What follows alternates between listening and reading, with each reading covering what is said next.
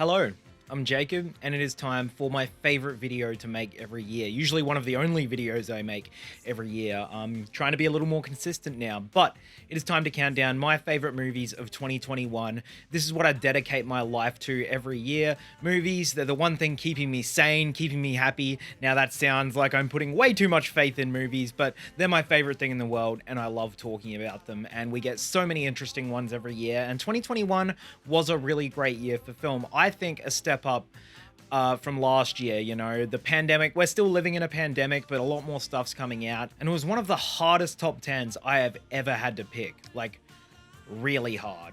So I've seen pretty much everything I needed or wanted to see. Up here, I'm going to put a list of like acclaimed or noteworthy movies that I haven't watched yet. But, you know, if I keep putting it off, I'm never going to get to everything. But I feel like I've seen a lot. So if it's not up here and it's not on my list, chances are I've seen it. It just didn't quite make the cut. So let's get into it. For honorable mentions, I have a lot this year because honestly, there are so many great movies, and I was looking at my list and I'm like, there are so many here that I'm not going to feel okay about not mentioning. So I'm just going to try to be really brief with them and describe them in like one sentence or so. So here we go, my honorable mentions. Shiver Baby, simultaneously the scariest and funniest film of the year. Spider-Man No Way Home, without question, the best theater experience of the year. The Mitchells vs. the Machines, a film that manages to make some really profound statements about family while still being relentlessly funny and entertaining. Boiling Point, a film about burnout shot in a single take. It's a really impressive technical feat with a phenomenal lead performance from Stephen Graham. Knit Ram, a surprisingly tasteful yet utterly bone-chilling account of one of Australia's darkest days. Come On, Come On. No matter how small Mike Mills' films get in scale, they always seem to contain the entire universe. Dune, the technical achievement of the year and hopefully the beginning of something truly special. The Worst Person in the World. Joachim Trier revitalizes the rom-com to dazzling effect with incredible performances from Renate Reinsve and Anders Danielson Lee. Summer of Soul. A masterclass in editing and an exercise in pure, visceral joy. One of the best documentaries of the year. Supernova, a heartbreaking look at the destructive power of dementia featuring a career-best Stanley Tucci performance. Riders of Justice, one of many films this year to brilliantly flip the revenge genre on its head. It's a masterful balancing act of tones and they pulled it off. The Last Duel. Ridley Scott proved to us that he's still got it with this chilling takedown on patriarchal rule during medieval times. Jodie Comer's performance deserved way more accolades than it got. And the most painful omission from my top 10, Nightmare Alley. One of the most visually dazzling films of the year and a breathtaking pitch black character study on greed from Guillermo del Toro. Alright, those are the honorable mentions. Now let's get into the real stuff. Not that those films weren't the real stuff. I strongly recommend every film I mention in this video. They're singing happy birthday, you just want to lay down and cry. Not just another birthday, it's 3090. My number 10 is Tick, Tick, Boom. That is a film that I was not expecting to like as much as I did, and yeah, so it was a real pleasant surprise this year. It's a biopic on Jonathan Larson, the creator of Rent, brought to life magnificently by Andrew Garfield, who I hope wins the Oscar for this, even though he probably won't, but he is so... It's just a full-bodied, energetic performance. Who knew he had the singing pipes he did? It's just everything, and it's a character that is flawed, but that's a part of him, and it acknowledges that he's flawed, and it also acknowledges like the pursuit of an artist and how many things you sacrifice and how, yeah, sometimes you might have to be an asshole to be a great artist. That's a moral debate that I may not necessarily agree with, but it was a really interesting exploration of those ideas. And it's also just a really great time capsule of the early 90s time period that it's set in, as Jonathan Larson is dreading the idea of turning 30. And as someone who is, you know, not quite there, but, you know, heading towards the mid-20s, you know, it's a concern that becomes more near and dear to myself as time goes on. But no, I love this film. It's such a beautiful celebration of life and of music. Robin De Jesus is incredible in this too. Didn't really get enough credit. There's a great cameo from Bradley Whitford as Stephen Sondheim, and it gets better every time. The first time I watched it, I was like, yeah, I don't know about some of the editing choices, and now I'm like, it goes for it. It's earnest. It takes big swings. It's a very impressive directorial debut from Lin-Manuel Miranda. Someone I've always said I wasn't really a fan of, but he keeps making things that I really love, and you know, fair play to him. Fair play. Love Tick, Tick, Boom.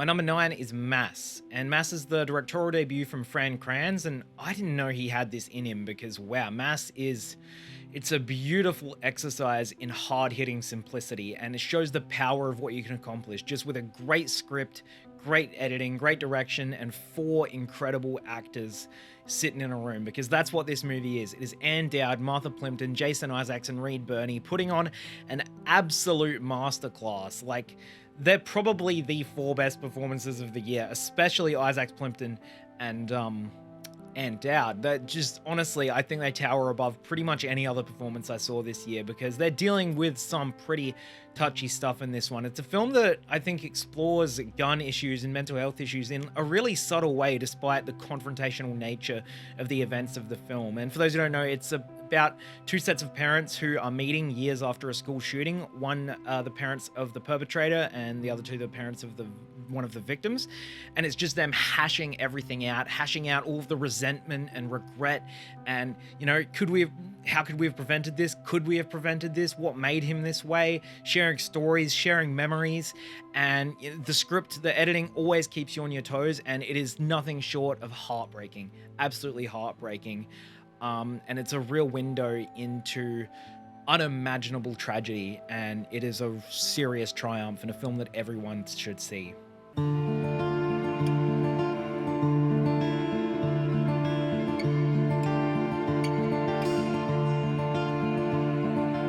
My number 8 is Nowhere Special. As I always say, there's always one film on my list that no one's heard of or seen, even like film lover people, and this year's it's Nowhere Special. Also, that film always seems to be like an Irish or British drama about sad stuff and family. Every time. But Nowhere Special is, it's an Irish indie about a dying man, a single father, and he's looking for the right foster family for his 4-year-old son. So yeah, real joyous stuff here. James Norton is fantastic here as the single father in question, and he's a pretty, like, lower middle class guy. He cleans windows for a living. He feels like he hasn't achieved much in life, but he is a good father, and so he just feels the crushing weight of this decision, because I'm going to be gone. Am I going to make the right choice and make sure this kid is with the right family? And despite that, it's not a film that wallows in sadness. Don't get me wrong, it's heartbreaking. You will cry, like, bring a box of tissues if you decide to watch it, because my God. But it's not a film that wallows in sadness. It's a film that really shows the beauty of their relationship, and has the kids sort of, because he's too young to understand the weight of what's happening here, but eventually just the film goes on and he finds a way to explain it to the kid in his own terms, and like, even if he doesn't get it, he gets it. And it's such a beautifully done film. It's one of my favorite kinds of film. It's just such a simple, human, moving story, and I think it's absolutely beautiful.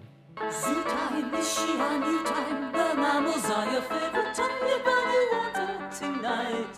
Heartbeat, increase the heartbeat. You hear the thunder of... Number 7 is The Sparks Brothers. Now, I think this is the first time a documentary has made my top 10 of the year, so well done, The Sparks Brothers. If you asked me at the start of the year, are you going to have an Edgar Wright film on your list? I was like, yeah, probably. Last Night in Soho is coming out. Well, that film was a bitter disappointment, but he made up for it with this brilliant music documentary about the band Sparks. Now, bias, take with a grain of salt. Sparks were already one of my favorite bands going into this, so I've been really excited for this film for a couple of years. So it's a film that was really like made for me. So you might go into it and think, yeah, that was pretty good, but for me, it was just absolute catnip for a Sparks fan, because they have such a dense discography, such a dense career that's spanned over 50 years, and just to the way Edgar Wright manages to explore so much with this without it ever feeling rushed is really a feat in and of itself, especially because they dedicate a chapter of this to every single album, or I think there's 25 of them or something like that. And it's, so no matter how successful or acclaimed the album was, each of it is an important chapter in their lives and their careers, and each of them is given the same amount of dedication and respect, which I really, really appreciated. And it's a film that's just made in their image, the Ron and Russell Mael, they're weird, they're fun, they're funny, they're irreverent, and they love what they do, and that just oozes through every frame of this film. It's such a joyous celebration of music. in an uncynical way, you know? And I'm not like besmirching movies that are about this because it's a real thing that happens, but it's refreshing to see a story about musicians who, you know, didn't throw all their money away or didn't get addicted to drugs. They just kept chugging along, however famous they were or weren't. They were just constantly being creative, constantly pushing themselves, constantly creating stuff. And even now, when they're in their 70s, they're still making new music, new, weird, wacky, wonderful music. They'll never sit on their laurels. And now I'm just talking about how great Sparks are instead of how great this film is, but they are one and the same in my opinion. And this is a brilliant documentary and one of my favorite ones I have seen in recent memory.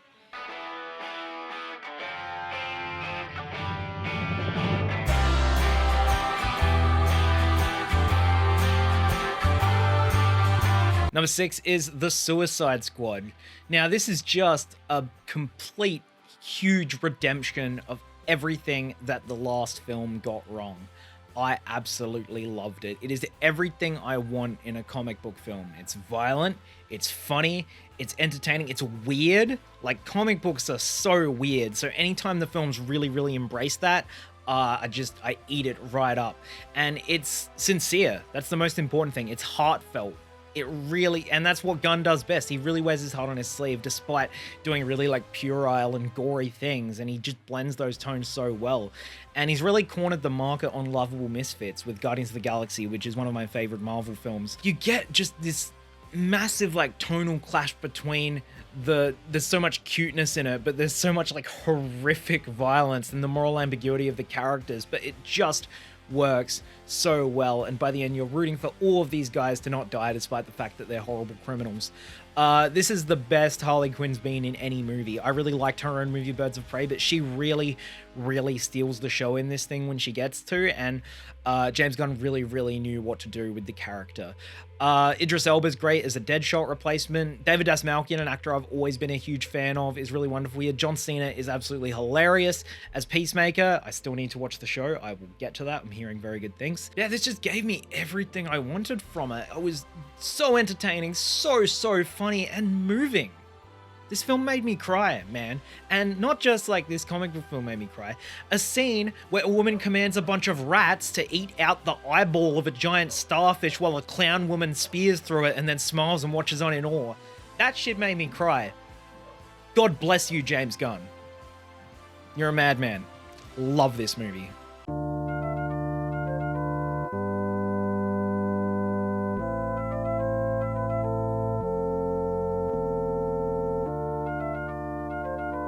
You thought I was done talking about documentaries? Think again. Number 5 is Flee. And this was one of the last films I saw, and I am so glad I waited to watch it for it to come out in theaters here. By the way, see this on the big screen if you can, because Flee is one of the most profoundly moving experiences I had in the cinema in the last year.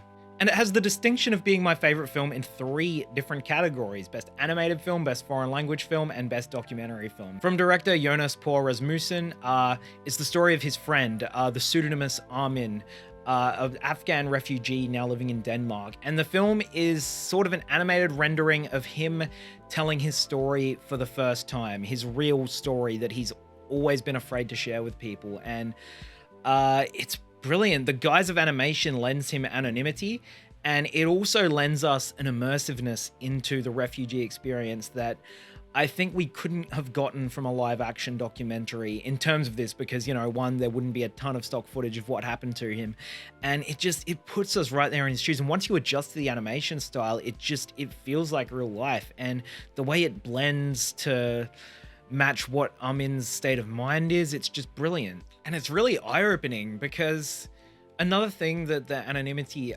lends to this is that, yes, it is an individual story. It is one man's story, but it could also be anyone's story. And it is. It's the story of millions of people. And it's unimaginable to think how many brave people go through this and come out the other side. And so many don't come out on the other side. And Amin's story is absolutely heartbreaking. And he's one of the luckier ones, which is just... yeah, I think this is a must-see, because, you know, I'm always someone who's been sympathetic to that plight, but just to really see it firsthand, told from the perspective of someone who's lived it, it really makes you think, man, and it really makes you think about what you take for granted. Flea is a beautiful, beautiful movie with amazing music, amazing sound choices. There's a scene where they use Daft Punk's Veritas Quo, and it is one hell of a moment. One hell of a moment is all I can say. It had me crying in the theater. I think I'm going to cry now talking about it. What a beautiful film. What a beautiful film. And it really exceeded my expectations in every way. Watch Flea. It's in Australian theaters right now. Please go watch it. Hey, little girl, is your daddy home? Did he go and leave you all alone? Got a bad desire. Number 4 is Pig, and it brings me so much joy to be able to say this because as a huge Nicolas Cage fan, whenever he turns in something like this, it is just an absolute treat. We saw a lot of films play with the idea of revenge this year, and none more beautifully than Pig does. Pig is a profound exploration of grief, of legacy, of loneliness, of relationships, and kind of about the film industry itself in some ways. Nicolas Cage plays Robin Feld, a former high-profile chef in Oregon who's now living alone in the wilderness with his truffle pig.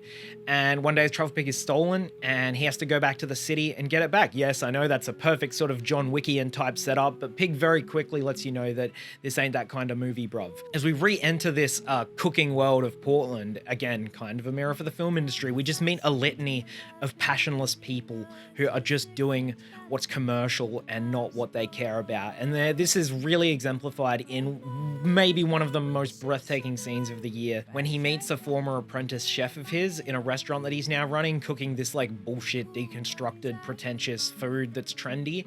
And Cage just systematically breaks him down and makes him see like just the pure lunacy of what he's doing. None of this is real. None of these people are real. They don't care about you. They don't matter. All that matters is what you care about and what you're doing, and what you're doing matters to you. Cage puts it a bit more eloquently than I did just now, but just he lives and breathes every word he says in that scene. It feels like he's talking to you, and it truly leaves you speechless. And it's just a film about, it never takes the violent route, it never takes the easy route. It's about people talking things out. And that's all Feld wants to do, you know? He walks around with all his blood on his face, but really he just wants closure and he just wants peace. And he just wants his pig back because she's all he has. It's such a moving film, and it's one of Nicolas Cage's finest performances, and it's just everything, start to finish. Alex Wolff is great, Adam Arkin is great. The ending, it's just, by the end, everything is stripped away, and all you're left with is Robin and his grief, and just sitting there thinking about it. And it's kind of uplifting in a way. And it made my mum cry, which was a great moment, just sitting together in the theater, both crying at Nicolas Cage. It was a great moment of connection.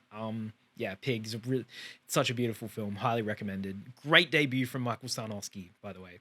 These are the big three. These are the three films I gave perfect scores to this year, and honestly, the hardest top 3 ordering I maybe have ever had to make. I'm still not sure about it, but I figured I just have to make the list because otherwise I'll just be constantly, but what if I change my mind tomorrow, blah, blah, blah. I've seen all these films multiple times. They're all very special to me.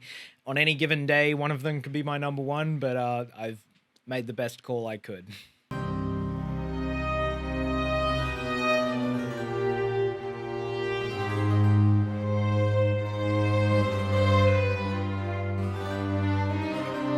My number 3 is Spencer.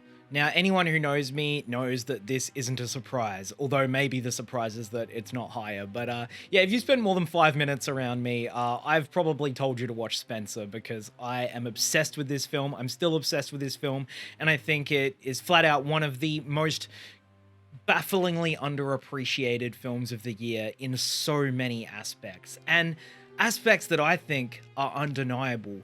You may have problems with the subject matter or the narrative, but just the craft, the costumes, the cinematography, Johnny Greenwood's incredible score. I just don't know how you could watch this movie and not be blown away by those elements. I do not get it. In a world full of media about royal worship and obsession and just constant movie and documentary and TV series about these people, in comes Pablo Larraín with a somewhat fictional fable that gets truly to the heart of who Diana Spencer was better than any of them. It's beautiful. I can't say I'm someone who's ever cared particularly about the royal family, but I've always had a tremendous amount of respect for Diana, and I wish I could have been alive at the same time as her. This movie's dark. It's jittery, it's emotional, it's kind of a horror movie in some regards, and that's exactly what I was expecting after Pablo Larraín's Jackie, and I think this builds upon that formula and really, really improves it. This film, because it's heartfelt and emotional too, and it's everything Diana was. It rightly focuses on her relationship with her kids. It's set over 3 days around Christmas in the early 90s after her husband's just cheated on her, so there's a lot of scandal, but all the scandal's focusing on her because all the scrutiny is on her because she's different, and it's a film about the crushing nature of tradition and how, oh, it's just a bit of fun, but really it's like a prison. You know, everything must be done this way. Everything is set. Everything has already happened. And it's really stifling and really, really intense and tough to watch at times. And Kristen Stewart wades through it brilliantly in her transformative role as Princess Diana. And yeah, it's very much like a figurative performance. It's not trying to be a straight down the middle factual, this is what happened biopic.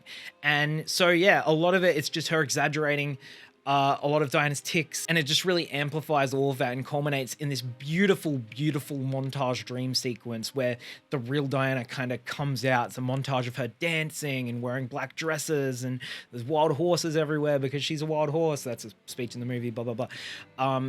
Yeah, I love every single creative choice that was made in this film. I love the cast. Timothy Spall is terrifying in it. Sally Hawkins, who, look, it wouldn't be a best movies of a year list without me talking about Sally Hawkins. She's incredible in this as Maggie, Diana's only confidant, and there's a scene on a beach between them where Maggie reveals something, and it's such a beautiful moment. Fuck doctors, all you need is a love. And it's a film about how Diana wasn't given the love she deserved. And it's a film that loves her, despite its weird, surreal, dark, abstract nature. And the ending. I'm not going to talk too much about the ending, but love how cheesy it is. Oh, it's so good. Watch Spencer. I'm obsessed with this movie. I hope Kristen Stewart wins the Oscar. She probably won't, but yeah. It's just everything.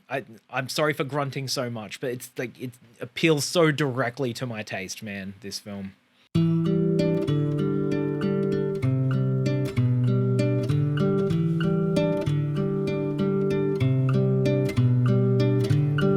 Number 2 is another criminally underrated film that had its release kind of staggered by COVID. Like, it's been like 2 years since this premiered at Sundance, but it is 9 days.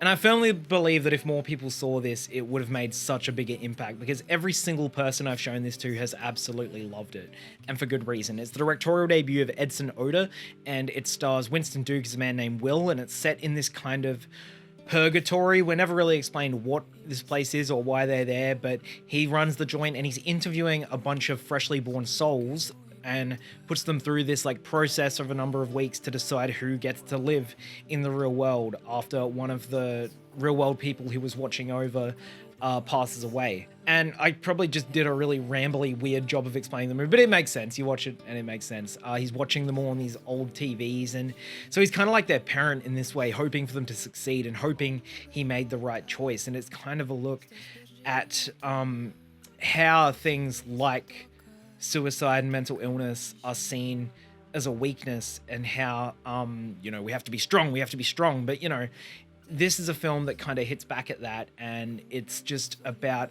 the beauty of life and the beauty of all kinds of personalities.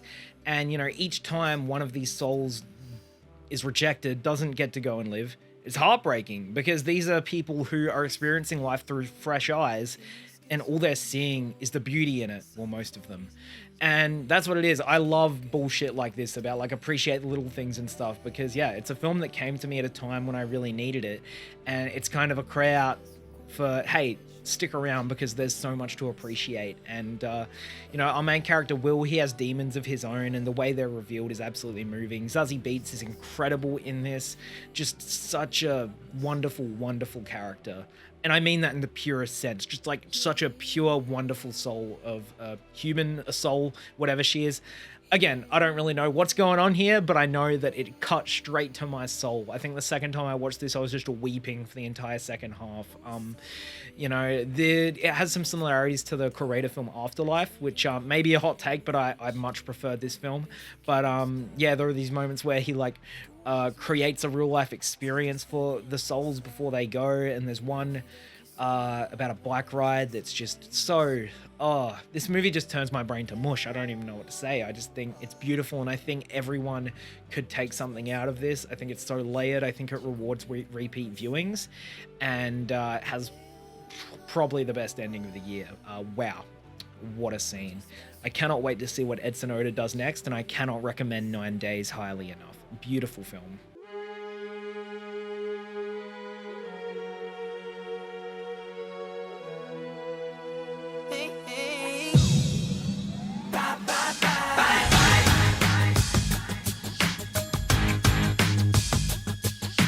Usually my number one spot goes to the film that profoundly moved me or made me cry the most, or the biggest craft achievement, or the one with a bunch of actors I love. This year, my number one goes to the indie dark comedy about a washed up porn star named Mikey Saber who returns to his hometown, screws over everyone in his path, and grooms a teenage girl into being his ticket back to the top. Red Rocket is a goddamn triumph. No movie this year made me more excited about the future of cinema than Red Rocket. And that's not to say it does anything groundbreaking. It is just so alive.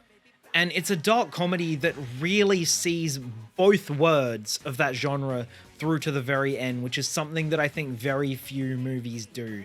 This takes you to some horrific, deranged places and laughs all the way to the very end. And I really commend it that, because, it's not laughing at the horrible things that are happening. It's more just look at the absurdity of this, and look at, all right, let's backtrack a little bit here. Mikey Saber, played by Simon Rex, who was known for being in the Scary Movie and MTV back in the 90s. Sean Baker just plucks him out of relative obscurity now and says, hey, do you want to come to Texas for a couple weeks and shoot this little movie and just casually give one of the best fucking performances of the year? Wow, what a character. What a complete piece of shit. We had a movie called The Worst Person in the World this year. Well, Red Rocket is about the actual worst person in the world, because Mikey Saber is a goddamn dropkick, but you cannot take your eyes off him. And it's just such a brutal takedown on this type of macho scumbag that definitely exists in real life. And you buy how he manages to get everyone to buy into the bullshit he's selling, because he's so charismatic, to the point where he's kind of likable, even though he's despicable. And Susanna Sun is really great here as a teenage girl that he befriends and then starts trying to, use as maybe an opportunity for him to get himself back into the porn industry. And she is really great. And there's a specific scene between the two. Again, I'm kind of going all over the place with this movie. There's a specific scene where she plays the piano, and it's the scene where you realize that Mikey is beyond redemption. And it's Sean Baker, so of course there's some social commentary in here. And yeah, by extension of this character study, it's a study of an America that allows the Mikey Sabers of the world to prosper, while the small town people that he exploits are chewed up and spit out. And this is full of a great supporting cast of pretty much entirely non-professional actors. And they're all really good and lend something unique to this. But they lend themselves to it, because it's a lot of people just playing extensions of themselves. And Sean Baker is phenomenal at getting great performances like this out of non-professionals. And the way this is photographed, man, the film stock, the way he uses the industrial setting, it makes this feel like an epic. This film feels huge, it feels grandiose, and heralded in by none other than NSYNC's Bye Bye Bye. What a musical motif. One of the best uses of a song in recent memory. It opens the film, and the dramatic strings of the song and the way the lyrics connect to Mikey Saber's character. This, again, despite its small scale, it feels like an epic. It is so kinetic. It is so alive. It is so exciting. And I think it's kind of a masterpiece. It's a film that I could not stop thinking about it from the minute I watched it, and it just got even better on a rewatch. It has a really ambiguous ending, just like Sean Baker's last film, that really, lets you make up your mind about what's going on. But my God, it has some really, really satisfying moments in that third act too. Yeah, Simon Rex, I cannot wait to see what he does next. I hope every casting director in Hollywood watches this movie and thinks, okay, I gotta put this guy in whatever I'm making next, because he is fucking electric. Yeah, I could talk for all day about this movie, but Red Rocket, I loved Sean Baker's last film, Florida Project, and I think this film cements him as one of the best American filmmakers working right now, and I'm officially all in on whatever he makes next, because Red Rocket just blew me away completely. Brilliant, brilliant film. It's the Avengers Endgame for people with an intimate knowledge of early 2000s pornography. I'm looking at you, Sean Baker. And that is it for another end of year list. I don't know how long this ended up going for, probably way too long, but I hope you watched it to the end and I hope you enjoyed it. And of course, I hope you check out all the films I mentioned. Okay, all of them's a fair undertaking, but if anything I just talked about sounds interesting to you or sounds like it would interest you, look it up, look up where you can see it, where you can find it, and watch it, because that's all I'm trying to do here. Movies are my favorite thing in the world, and it's the love of something that I want to spread, because I think yeah, I know it's all made up and stuff, but I think there's so much we can take from them, and they can help us get through things, and they can help us contextualize things and give us a new perspective on things, and just I love movies. And that's all I'll leave you with. Watch movies. Thank you very much for watching. Follow me on Letterboxd, follow me on Instagram. Let me know in the comments. Did I miss the mark? Do you agree? What were some of your favorites of the year? I'll be back with more movie reviews once I have free time. Free time's still becoming hard to come by, but I'm doing this stuff when I can. I'll be doing some Oscar winner predictions when that rolls around. I'll probably do some awards of my own, talking about some of my favorite performances and things like that of the year. So that's it. Thank you for watching. Have a wonderful day. Bye, bye, bye.